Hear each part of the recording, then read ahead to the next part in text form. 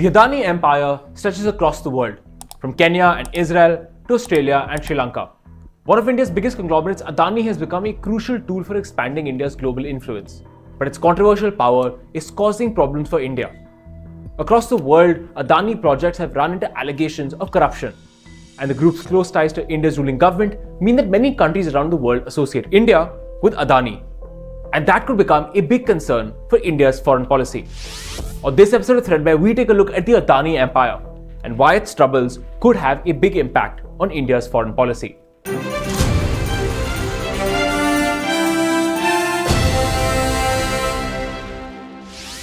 Last week, American law enforcement agencies announced charges against billionaire Gautam Adani in a massive bribery scheme. These agencies accused the Adani Group of violating America's Foreign Corrupt Practices Act and defrauding American investors. Just days after this massive news, Kenya cancelled two major deals with the Adani Group valued at over $2 billion. Now, this was bad news for Adani, which has become one of India's most powerful business houses. The group was founded in 1988 in Ahmedabad as a firm focused on commodity trading, particularly in agricultural products and textiles. But starting in the 1990s and the 2000s, the firm grew quickly and expanded into energy, infrastructure, and logistics. Over the last decade, Adani has become one of India's most powerful conglomerates, and its rise has been closely linked to that of the Bharatiya Janata Party, which came to power in India in 2014. In 2014, the combined market capitalization of the entire Adani group of companies was around 1.2 lakh crores, which is approximately $16 billion. By early 2023, after a decade of BJP rule, this figure had skyrocketed to approximately 10 lakh crores, around $120 billion for its 10 listed entities. Analysts argue that the Adani Group's rise has been helped by its willingness to advance a lot of the key priorities of the Narendra Modi government, including in infrastructure and renewable energy. In return, the Modi government has been happy to give Adani massive infrastructure and energy contracts. According to a number of analysts and some critics of the Modi government, India's government has also used its influence to help Adani secure contracts abroad. The timing of several international business deals involving the Adani groups appears to be closely linked to visits by Prime Minister Narendra Modi to those countries, for example, Bangladesh and Sri Lanka. After Modi's visit to Bangladesh, for example, agreements were signed for power imports from India, which included significant contracts for the Adani group.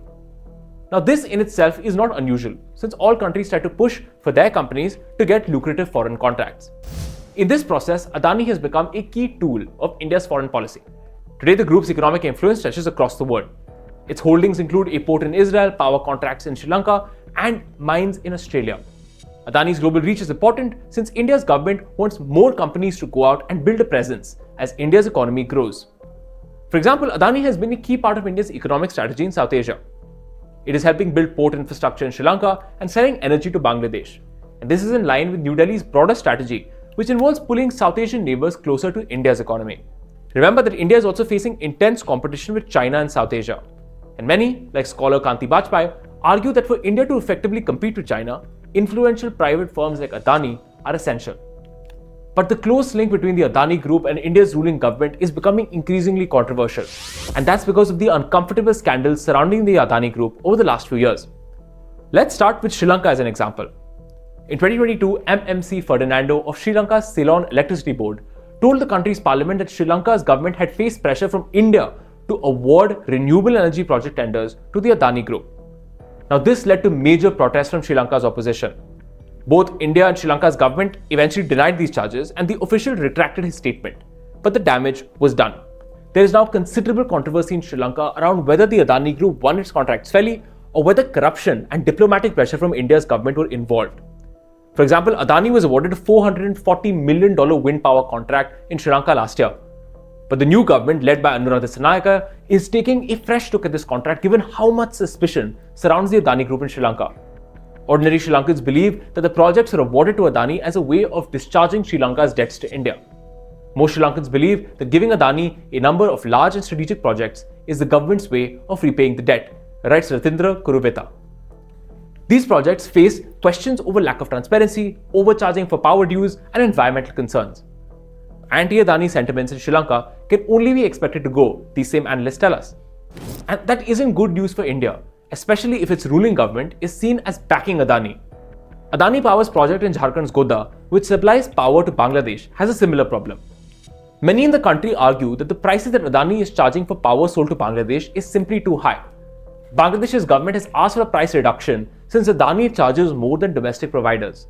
Many in Bangladesh have asked why the contract was ever awarded to Adani in the first place. All informed persons in Bangladesh knew that this agreement was agreed to by Sheikh Hasina to help Modi's friend, says Matiur Rahman, editor of Bangladesh's most prominent newspaper, Prothom Alo. That friend, of course, is Gautam Adani, and Matiur Rahman is referencing the close relationship that supposedly exists between Gautam Adani and Prime Minister Narendra Modi. The General Secretary of the Bangladesh Nationalist Party, which could win the next elections in Bangladesh, has already called for a revaluation of the project. And given the prevailing anger against India in Bangladesh after the fall of Sheikh Hasina's government, this puts Adani's investment at risk. Now, these Adani setbacks in Bangladesh and Sri Lanka are a problem for India. If these countries believe that Indian companies win contracts through corruption and government influence rather than through fair play, then that could hurt future Indian investments. It also hurts India's strategy of competing with China and South Asia, since neighbors will always be suspicious of Indian investments. This isn't just a problem in India's neighborhood. Let's take Kenya as an example. The Adani Group was in consideration to win a $1.8 billion contract to expand the Jomo Kenyatta International Airport. But Kenya's opposition and civil society attacked the deal. They argue that there was no transparency in how the deal was done, and also argue that the deal violated the country's laws on public-private investments. A Stop Adani movement grew rapidly in Kenya, and Kenya's President William Ruto recently announced that it would no longer be going ahead with two deals with the Adani Group valued at over $2 billion. Now, this scandal also impacts India and its foreign policy. Former Kenyan Prime Minister Raila Odinga, who is at the center of the controversy around the Adani Group, said that it was Narendra Modi who personally introduced him to Gautam Adani. Once again, this scandal creates the impression that India's government is linked too closely to a company involved in corrupt practices.